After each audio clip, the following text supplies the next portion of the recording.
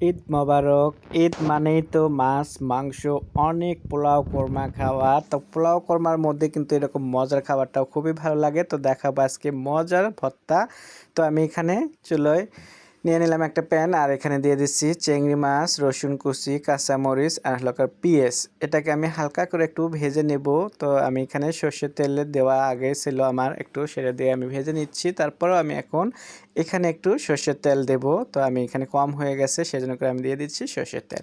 তো দিয়ে আমি বেশ কিছুক্ষণ এটাকে আমি একটু ভেজে নিচ্ছি সুন্দরভাবে। আর এটা কি ভর্তা হবে আসলে, সেটা হলো আমার এখানে আলাদা করে বিনস আর আলু আমি একটু সেদ্ধ করে রাখছি লবণ দিয়ে।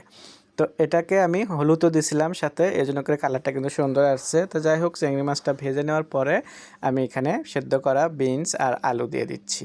তো এটা আমি খুব মজার একটা ভর্তা বানাবো, খুবই ভালো লাগবে, একদম আটালো ভর্তাটা হবে আলু দেওয়ার কারণে।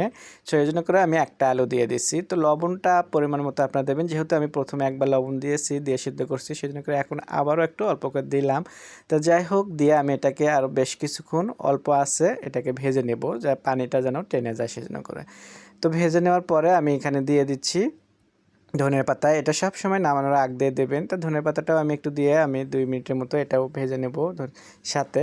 তো এইভাবে ভেজে নেওয়ার পরে এটাকে কিন্তু দেখতেই পারছেন খুব সুন্দর একদম শুকে আসছে, পানিটা একদম শুকে গেছে। এটা ভর্তা বানালে কিন্তু একদম সুন্দর একটা ইয়ে হবে। তো যাই হোক, আমি এখন ঠান্ডা করার জন্য রেখে দিলাম। ঠান্ডা হয়ে গেলে আমি চলে আসলাম ব্লেন্ডারে।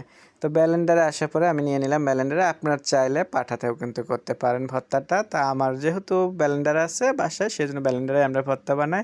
তো যাই হোক, ভর্তা বানানোর সময় এখানে স্বাদ মতো একটু বিট লবণ দেবেন। তো আমি এখানে বিট লবণ দিচ্ছি, তাহলে স্বাদটা কিন্তু আরও দ্বিগুণ বেড়ে যায়।